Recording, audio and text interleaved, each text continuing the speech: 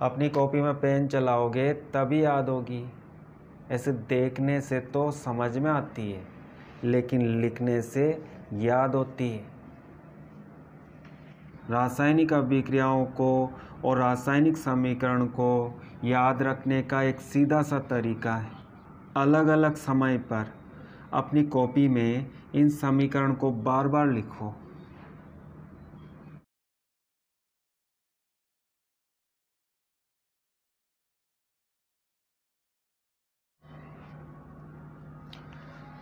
Carbonyl यौगिक का zinc amalgam और सांद्र HCl द्वारा अपचयन करने पर एल्केन प्राप्त होता है। वे सभी यौगिक जिनमें CO समूह होता है कार्बोनिल यौगिक कहलाते हैं। कीटोन कार्बोनिल यौगिक है।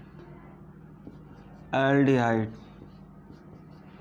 कार्बोनिल यौगिक है। तो इनका अपचयन करते हैं। अपचयन के लिए जिंक अमलगम और सांद्र HCl का उपयोग करते हैं। जिंक अमलगम क्या होता है? जिंक धातु और पारे का मिश्रण, इन दो धातुओं का मिश्रण जिंक अमलगम कहलाता है। तो कार्बोनिल यौगिकों का जिंक अमलगम और सांद्र HCl द्वारा अपचयन करते हैं। यहाँ पर अपचयन हाइड्रोजन के द्वारा होता है और ये हाइड्रोजन जिंक अमलगम और HCl द्वारा प्राप्त होती है। जिंक अमलगम में उपस्थित जिंक धातु इस अम्ल के साथ क्रिया करती है और जिंक क्लोराइड बनाती है। हाइड्रोजन गैस मुक्त हो जाती है।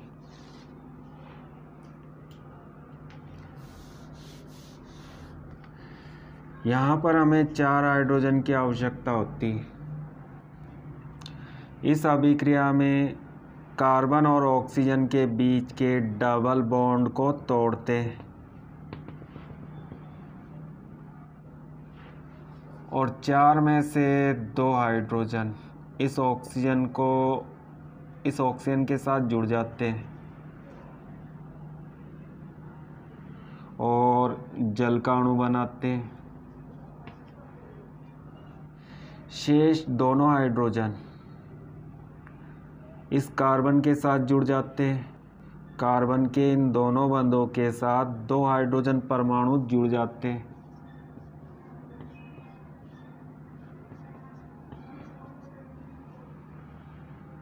और इसे हम इस तरह भी लिख सकते हैं RCH2R RCH2R। और इसे हम इस तरह भी लिख सकते हैं RCOR।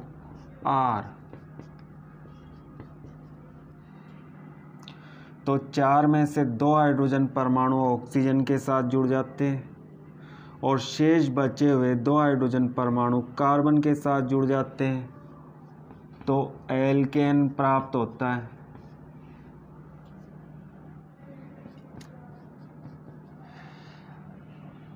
ये कीटोन है और ये एल्डिहाइड है।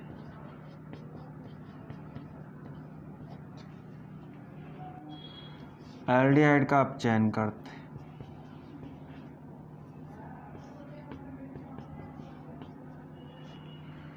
तो 2 हाइड्रोजन ऑक्सीजन के साथ अलग हो जाते हैं और 2 हाइड्रोजन परमाणु कार्बन के साथ जुड़ जाते हैं और 1 हाइड्रोजन परमाणु पहले से जुड़ा होता है RCH3। एल्केन बनता है।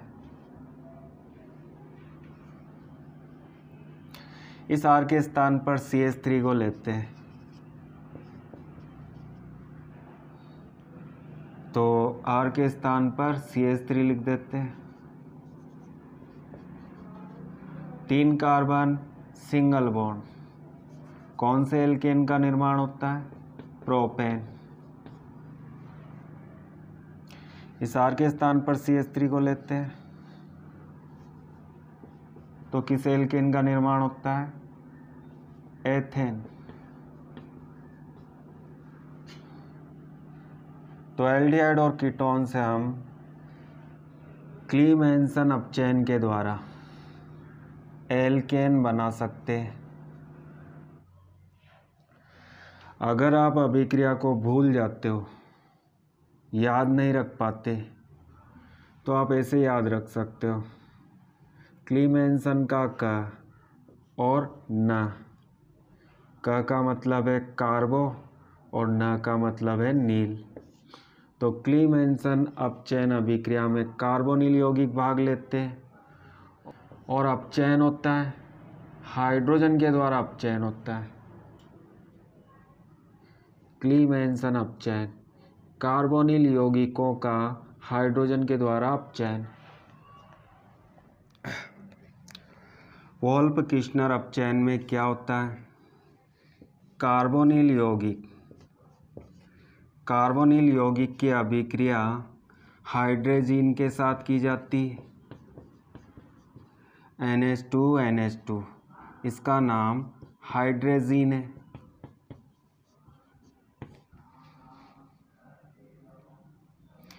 NH2 को आप इस तरह भी लिख सकते हो, H2N। तो जब कार्बोनिल यौगिक की अभिक्रिया हाइड्रोजीन के साथ की जाती है तो कार्बन और ऑक्सीजन के बीच का डबल बॉन्ड टूट जाता है और यहाँ से इस हाइड्रोजीन से 2 हाइड्रोजन परमाणु अलग हो जाते हैं। दोनों हाइड्रोजन ऑक्सीजन के साथ जुड़ जाते हैं और H2O बनाते हैं। H2O बाहर निकल जाता है, जिसे -H2O के रूप में तीर के नीचे लिखते हैं। आप इधर भी लिख सकते हो।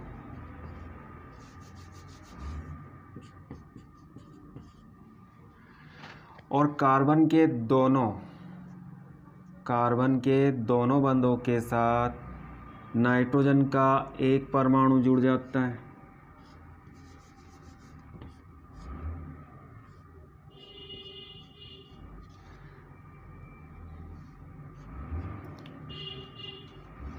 इस यौगिक का नाम हाइड्रेजोन है।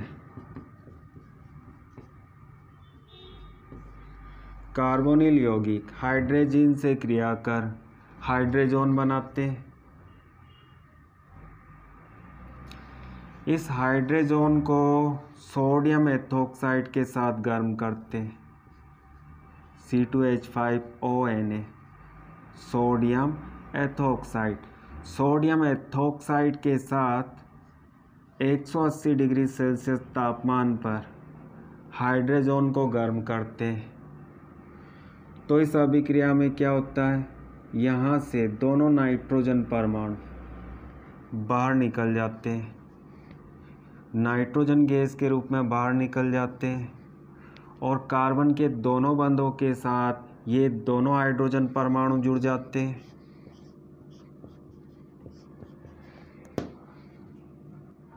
तो इस अभिक्रिया में एल्केन बनता है।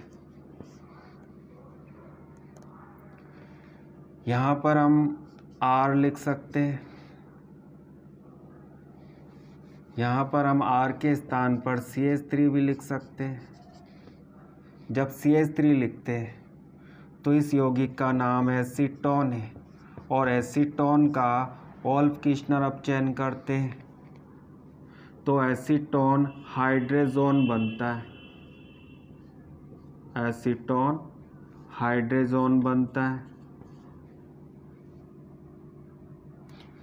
जिसे सोडियम एथोक्साइड के साथ गर्म करते हैं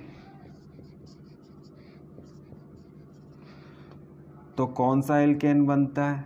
CH3 CH2 CH3, CH3 CH2 CH3, propane बनता है।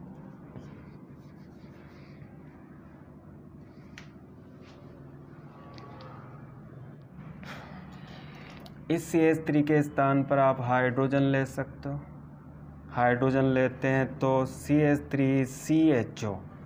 इस यौगिक का नाम एसीटैल्डिहाइड है और एसीटैल्डिहाइड का ऑल किश्नर अपचयन करते हैं तो एसीटैल्डिहाइड हाइड्रोजोन बनता है, जिसे सोडियम एथोक्साइड के साथ गर्म करते हैं। यहाँ से CH3 को हटाकर हाइड्रोजन लिख देते हैं तो कौन सा एल्केन बनता है? CH3CH3 CH3CH3 एथेन बनता है। दोनों अभिक्रियाएं बहुत ही सरल अभिक्रियाएं और ये अभिक्रियाएं अक्सर एग्जाम में आती रहती है, तो ये महत्वपूर्ण अभिक्रियाएं केमिस्ट्री में